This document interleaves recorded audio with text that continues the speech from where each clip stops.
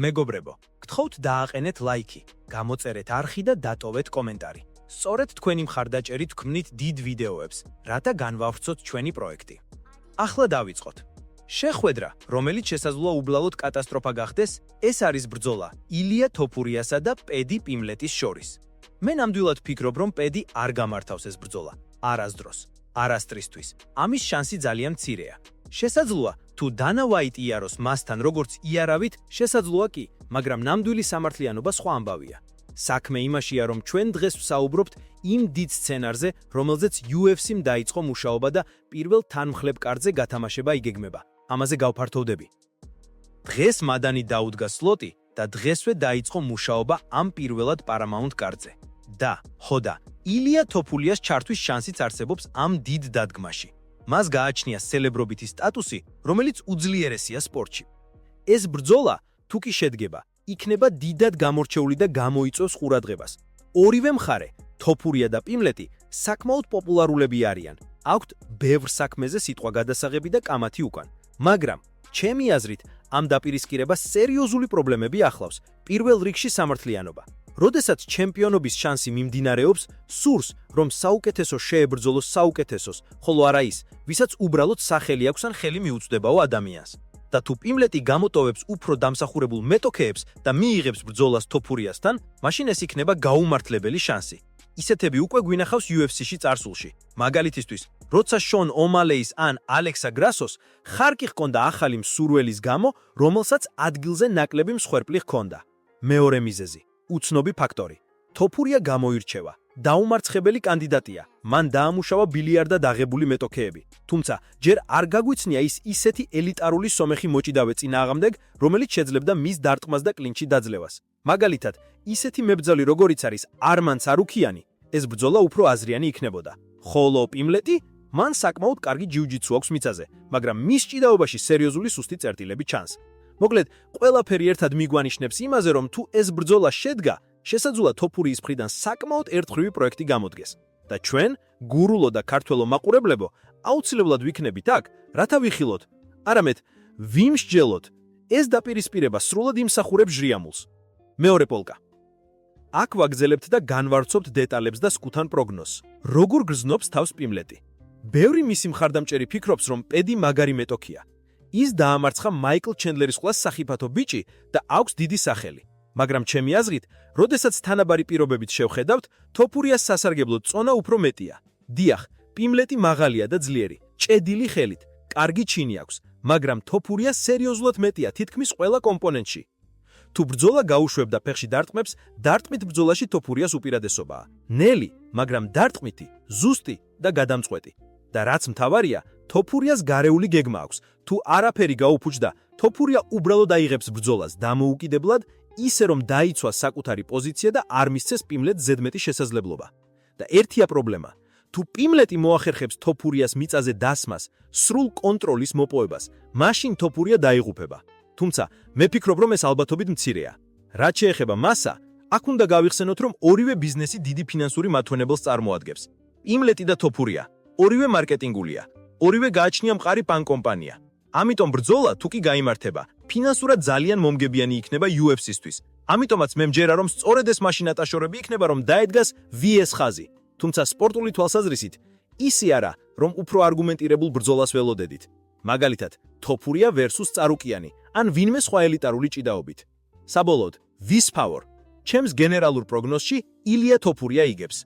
თვლი, რომ თუ ბრძოლა ფეხზე დარჩა, პიმლეტი წააგებს ნოკაუტით ან ტექნიკური ნოკაუტით და იმ შემთხვევაში თუ ბრძოლა მიწაზე იმართება, მიუხედავად იმისა, რომ პიმლეტი შეიძლება ჰქონდეს ჯიუჯიტსუ მოდენები, თოფურიას დაცვა და ჭიდაობა იმდანად აღებულია, რომ დიდად პრობლემას არ ვხედავთ. და მიუხედავად იმისა, რომ ბრძოლა შეიძლება შედგეს, ყოველ შემთხვევაში ფინანსურად შეძლება, დიდად, მე მაინც უწოდებ მას კომპლექსურ რისკს და სიახლოვეს კატასტროფასთან უკეთესად. ასევე, გთხოვთ დაწერეთ კომენტარებში. თქვენ თუ ფიქრობთ, რომ პიმლეტი შეძლებს მოხვდეს თოფურიას დონეზე, ან არ ღირდა ეს ბრძოლა? და თუ მოწონს ვიდეო, არ დაგავიცდეთ ლაიკი, გამოწერა და კომენტარი. მომავალ ვიდეოებში ვეცდებით სხვა ანალიზებიც გავაკეთოთ. თქვენთან ერთად მე მგზავრებით ამ გზაზე. დგას საათი და ჩვენ ვდგავართ ბრძოლისთვის. გარდამავალია დრო და ფლაგმანი. ინგს რომ გახდება ჩვენ ვიქნებით იქ. Peace out, მეგობრებო. თუ გულწრფელად თქვათ, ამ ბრძოლას უკვე წინასწარ ვხედავ. ილია თოფურია შევა ოქტაგონში ისე, როგორც მტვერში შესული ქარიშხალი. 7 გარედან, მაგრამ შიგნით მზად არის ყველაფრის დასანგრევად. პედი პიმლეტი კი გამოვა თავისი ტრადიციული ღიმილით. თითქოს რაღაც სასაცილო სცენაზე იდგეს. თითქოს ეს უბრალოდ მორიგი შოუა, მაგრამ შოუ მხოლოდ იქამდე იქნება, სანამ პირველი ზუსტი მარცხენა დარტყმა არ დაეჯახება მის ყბას. და მაშინ ეს ღიმილი გაქრება. მაშინ იქ დარჩება მხოლოდ შიში. შიში იმის, რომ პედი მიხვდება, ახლა რეალურ მებრძოლთან დგას. არა იმასთან, ვინც კამერაზე ლამაზად ლაპარაკობს, არა იმასთან, ვინც მარკეტინგულად იყენებს ხმაური ამ ფრაზებს, არამედ იმასთან, ვისაც ბრძოლა სისხლში აქვს. ილია თოფურია არ თამაშობს, ის ცხოვრობს ბრძოლით. მოდით ვთქვათ პირდაპირ, თოფურია დღეს არის ის ტიპი, ვინც UFC-ში ახალ სტანდარტს ქმნის. აღარ არის საჭირო ამერიკული პროპაგანდა, არ ჭირდება ფულიანი კონტრაქტები ან ხელოვნური სკანდალები. საკმარისია ერთი საღამო ოქტაგონში და ყველასთვის ყველაფერი ნათელი ხდება. ეს ბიჭი არ გატყდება, არ დაიხევს უკან, არ დაკარგავს ფოკუსს და სწორედ ამიტომ პიმლეტი ვერ გაუძლებს მას ფსიქოლოგიურადაც კი.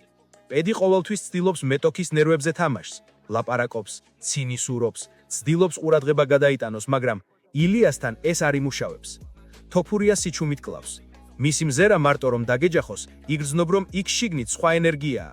რაღაც ისეთი, რაც უბრალო სიტყვებით ვერ აღწერ.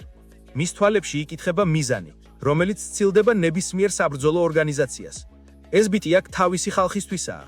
როცა ის ამბობს, მე საქართველოდან ვარ, ეს არ არის უბრალო სიტყვები. ესაა ნიშანი იმისა, რომ ოქტაგონში იბრძვის მთელი ქვეყანა.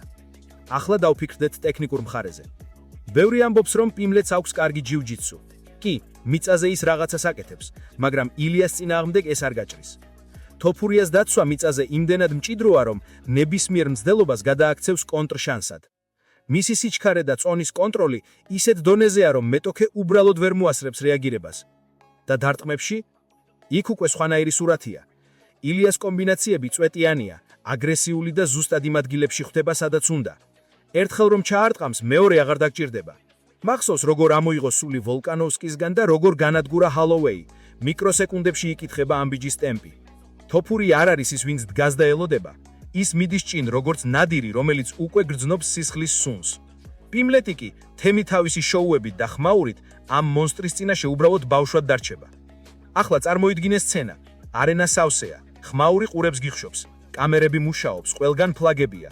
ილია ნელა შედის ოქტაგონში, ხელები ასწია, თვალებში ცეცხლი უდგას.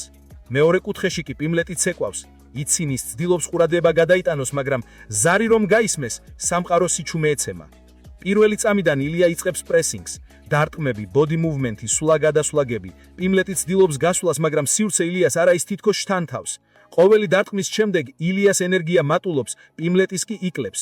მესამე წუთზე უკვე ეტყობა პედის სახეს, შიში, დაბნეულობა, ტკივილი და სწორედ იქ ჩდება ნოკაუტი, რომელიც მთელ სამყაროს ახსენებს, რატომ არ უნდა გადაჰყიდო ქართველ მებრძოლს. ეს იქნება ნოკაუტი, რომელიც გახდება იმ წლის მთავარი მომენტი. UFC-ს არ დასჭირდება რეკლამა, ხალხი თვითონ გააზიარებს, თვითონ დაწერს, შენ ნახე რა უყო თოფურია პიმლეტს, ეს უკვე ისტორია იქნება. მაგრამ უფრო ღრმად რომ შევხედოთ, ეს ბრძოლა მხოლოდ სპორტული მოვლენა არ იქნება. ეს იქნება ფსიქოლოგიური ზღვარი. ეს იქნება მომენტი, სადაც მსოფლიოს დავანახებთ, რომ თოფურია არ არის უბრალოდ მებრძოლი. ის იდეაა. იდეა იმისა, რომ თუ გწამს საკუთარი ძალის, მტკიცედ დგახარ და არ გეშინია ხმაურის, შეუძლებელი არაფერია. და პედი? ის დარჩება იქ, სადაც იყო, ხმაურიან ინტერვიუებში და იუმორისტულ შოუებში. მას არ ეყოფა ძალა, რომ გადალახოს ის ბარიერი, რომელიც ილია თოფურია პრეზენტირებს. და როცა ყველაფერი დასრულდება, ოქტაგონში დადგება სიჩუმე. მარტო ერთი ხმა გაისმება. მამაჩემი, ეს შენთვისაა. ეს იქნება ემოციური კულმინაცია, რომელიც ყველამ უნდა ნახოს. გულწრფელად ძმაო, ეს ბრძოლა თუ შედგება, ეს იქნება პიმლეტის კარიერის დასრულება და თოფურიას ახალი ერის დასაწყისი. და სანამ ის დღემავა, მე მხოლოდ ერთს გითხოვ. დააჭირე ლაიქს, გამოიწერე არხი, დაწერე კომენტარი.